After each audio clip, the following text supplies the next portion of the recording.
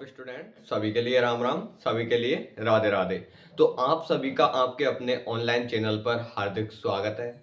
जैसा कि थंबनेल देखकर आप सभी को पता चल गया होगा कि जो हमारी आज की अति महत्वपूर्ण जो वीडियो है वो कौन से टॉपिक पर रहेगी, जिसके ऊपर हम पूर्ण रूप से एकाग्रचित होकर के चर्चा करेंगे।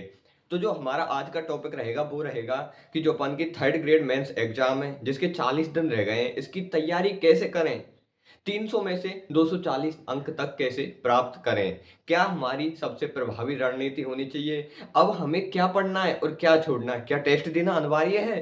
तो इन सारी चर्चाओं के माध्यम से हम आपके लिए बताएंगे कि जो अपन की रीट मैथ्स थर्ड ग्रेड है, इसकी तैयारी कैसे करनी चाहिए, क्या पढ़ना चाहिए, कितना सफिशिएंट हमारे पास कंटेंट होना चाहिए। इससे ज़्यादा हमारे पास होगा तो वो हमारे लिए खतरनाक भी हो सकता है। इसके बारे में भी हम आपके लिए विशेष जानकारी इस वीडियो के माध्यम से देंगे, जिसके लिए अगर किसी व्यक्ति को आगामी रणनीतियां भी जाननी है, जैसे आज हम बता रहे हैं कि 40 दिन में कैसे पढ़ें, कल बताएंगे कि हमें 30 दिन में कैसे कवर करना है, फिर बताएंगे 15 दिन में कैसे कवर करना है। तो इसके लिए सबसे पहले जो भी स्टूडेंट इस एग्जाम यानी थर्ड ग्रेड मेंस एग्जाम में सिलेक्शन लेना चाहते हैं, वो सभी सीरियस स्टूडेंट चैनल को सब्सक्राइब करेंगे, लाइक करेंगे और कमेंट करेंगे, ज़्यादा नहीं तो एक दो लोगों के बीच में शेयर भी करेंगे। चलो तो अब वीडियो को इसी तरह आगे बढ़ाते हैं, आपके लिए चर्चा करते हैं। थर्ड ग्रेड यानी ग्रेड थर्ड अध्यापक कैसे बने। सभी जितने भी छात्र या छात्रा हैं उन सभी का एक ही सपना है, क्या, टीचर बनना। क्यों? क्योंकि टीचर एक ऐसा पद है जिसपे अगर कोई व्यक्ति आसीन हो जाता है तो वह सबसे उच्च पद हो जाता है। समझ रहे हो कि नहीं? जो टीचर या अध्यापक या गुरु का जो पद है वो सबसे उच्च हो जाता है। गुरु हर कोई ऐसा छात्र है जो हर कोई गुरु बनना चाहता है। समझ रहे हो कि नहीं? टॉपर कैसे पढ़ते हैं, लेकिन इतनी कम वैकेंसी आई है, ये तो है नहीं कि भाई साहब अपन नेक पढ़े और तुरंत टॉपर बन गए। टॉपर होगा वही इस थर्ड ग्रेड मेंस में टीचर बनेगा, वही अध्यापक बनेगा, उसी का जो ड्रीम है वो पूरा होगा। ये नहीं कि हर बच्चे का ड्रीम पूरा हो जाए। समझ रहे हो कि नहीं? तो ये हमारी रीट थर्ड ग्रेड मेंस से संबंधित चल रही है चर्चा।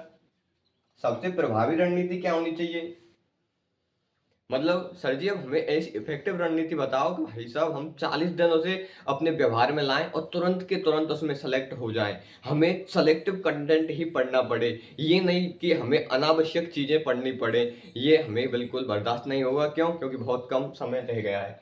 240 आउट ऑफ 300 कैसे आते हैं, समझ रहे हो कि नहीं? बहुत से छात्र टेस्ट दे रहे होंगे, टेस्ट में उनके नंबर आ रहे हैं कितने, 190, 180, बहुत से के तो 150 आ रहे हैं। 300 में से कितने में से, 300 में से इतने कम नंबर आ रहे हैं। ज्यादातर डिमोटिवेशन छाई जा रही है, जिससे कि व्यक्ति का क्या मनोबल धीरे धीरे गिरता जा रहा है। क्या मनोबल धीरे धीरे गिरता जा रहा है?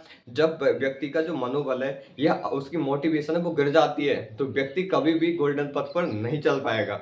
तो उसके लिए मोटिवेशन सर्वाधिक उपयोगी है। मोटिवेशन कैसे आएगी? टेस्ट देंगे, टेस्ट में अपन की एक्यूरेसी अच्छी आनी चाहिए। अपन किस पे ध्यान देते हैं साहब, हमारे नंबर तो 300 में से 170 आए, हम तो अब हम क्या करें, अब तो हम मरेंगे। तो मरना कतई नहीं है, अपन को देखने एक्यूरेसी क्या है, आप नेगेटिव कितना कर रहे हो, आप पॉजिटिव कितना कर रहे हो, अपन को इस पे ध्यान देना है। क्यों? क्योंकि वो जो टेस्ट आप दे रहे हो, यानी हर कोचिंग अपना लेवल लेके चलती है, जिससे कि क्या है कि छात्रों की भारी मात्रा वहां पे पहुंचे। 4 बार टेस्ट सीरीज में तो एक क्वेश्चन, क्या एक क्वेश्चन अपन की एग्जाम में मत आए, लेकिन अपन को तो क्या है, नहीं यार बहुत अच्छा कंटेंट है और आउट ऑफ सिलेबस क्वेश्चन पूछे जा रहे हैं। जबकि अधीनस्थ बोर्ड का जो ट्रेंड चल रहा है वो चल रहा है PYQ यानी प्रीवियस ईयर क्वेश्चन पूछ रहा है, NCERT बेस्ड पूछ रहा है और अपन को शॉर्ट एंड स्वीट पूछ रहा है। उसके बावजूद भी अपन क्या है, अपन भाई साहब कभी इधर भ्रमित हो रहे हैं, कभी इधर भ्रमित हो रहे हैं। तो अपन को भ्रमित बिल्कुल भी नहीं होना है, अपन को सटीकता से और अच्छे तरह से तैयारी करनी है।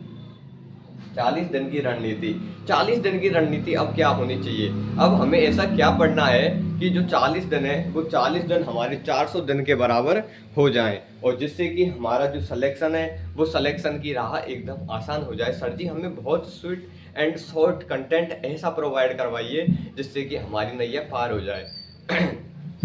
तो देखो सबसे पहले आपके लिए जितने भी टेस्ट हैं, यानी मतलब जैसे पॉपुलर कोचिंग चल रही है अपन की, जितनी भी पॉपुलर कोचिंग है उनकी टेस्ट सीरीज लो। टेस्ट सीरीज लेने के बाद आपको सबसे पहले टेस्ट देने, क्या टेस्ट देने के बाद आपको पता चलेगा कि हमारे वीक पॉइंट कौन से हैं। क्यों?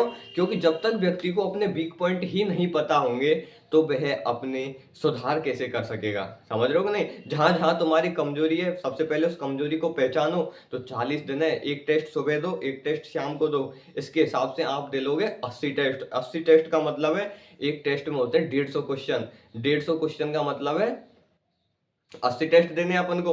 तो 150 क्वेश्चन मल्टीप्लाई विद 80, तो अपन के बहुत क्वेश्चन हो जाएंगे, 10,000 15,000 बहुत क्वेश्चन हो जाएंगे अगर अपन इतने ज्यादा क्वेश्चन दे लेंगे। और हर टेस्ट सीरीज में जो क्वेश्चन आता है वो एकदम एग्जाम बेस्ड आता है, एग्जाम पैटर्न पर आता है। ज्यादातर कंफ्यूजेबल क्वेश्चन है वो अपन की टेस्ट सीरीज में आ जाते हैं। इस तरह से जब अपन 100 के समथिंग टेस्ट दे लेंगे तो अपन की एक्यूरेसी एकदम बढ़ जाएगी।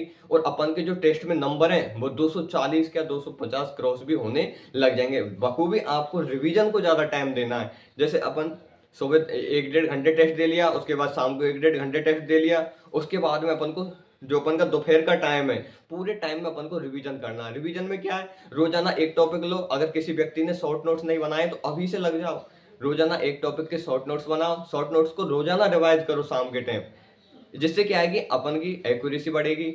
एक्यूरेसी इसलिए आवश्यक है क्योंकि अपन की 1/3 नेगेटिव मार्किंग है। और जहां जहां इतनी ज्यादा नेगेटिव मार्किंग होती है वहां पे छात्र 101% नीचे ही गिरता है। तो अपन को सबसे ज्यादा अपन को एनसीईआरटी जो आरबीएससी की 9th और 10th की जितनी भी बुक हैं वो अपन को अच्छे से रट लेनी है। जिन जो जो टॉपिक अपन के मिल रहे हैं रट लेने, बिल्कुल भी लोग नहीं करना। क्यों? क्योंकि अपन का जो कंटेंट है वो बहुत वाइड है, यानी कि इतना कंटेंट है जैसे www होता है ना, वर्ल्ड वाइड व्यू, इस तरह से अपन का कंटेंट है। तो अपन का शॉर्ट एंड स्वीट आएगा। क्या शॉर्ट एंड स्वीट आएगा? पीवाईक्यू आएंगे, कम से कम 60 से 70% क्वेश्चन पीवाईक्यू के उठेंगे। और अपन कट ऑफ कितनी जाती है? ज्यादा से ज्यादा 75%। पिछली रीट की कट ऑफ उठा के देखो, आपके लिए 60% ही मिलेगी। समझ रहे हो कि नहीं? इस तरह से अपन को आगे मेहनत करनी है। शॉर्ट नोट्स हर टॉपिक के बनाने हैं। क्या? जैसे अपन को कोई टॉपिक है, जैसे लोक देवता है, अपन को टफ लग रहा है, तुरंत भाई साहब अपन को शॉर्ट नोट्स बना लेने। किसमें से? एनसीईआरटी जो आरबीएससी की बुक है ना उसमें से, क्योंकि उसमें सीमित कंटेंट है। किसी भी टीचर के अब नोट्स नहीं बनाने अपन को आरबीएससी बुक के डायरेक्ट नोट्स बना लेने, जिससे कि अपन को डायरेक्ट बेनिफिट हो जाएगा। और अपन एक पन्ने या 1.5 पन्ने में पूरा कंटेंट अपन का पूरा टॉपिक उसमें लिख लेंगे, जिससे कि एग्जाम के टाइम पे जैसे अपन के एग्जाम से 10 दिन पहले रहेंगे तो कम से कम 20 बार तो अपन उसका रिवीजन कर लेंगे। और 20 बार रिवीजन होने के बाद ऐसा कोई टीचर नहीं बना और ऐसा कोई एग्जामिनर नहीं बना वहां से क्वेश्चन नहीं दे। 1-2 क्वेश्चन है आउट ऑफ सिलेबस जाते हैं, जाओ। क्यों? क्योंकि हमको तो 80% चाहिए, क्योंकि कट ऑफ 75 जा रही है, हम 5% ज्यादा ले रहे हैं तो हमारा सिलेक्शन आसान हो जाएगा। अगर वीडियो अच्छी लगे तो चैनल को लाइक करें, सब्सक्राइब करें, कमेंट करें और आगामी दिशा निर्देश दें जो कि अगली वीडियो हमारे कौन से टॉपिक पर आनी चाहिए जो कि आपके लिए रुचिकर हो।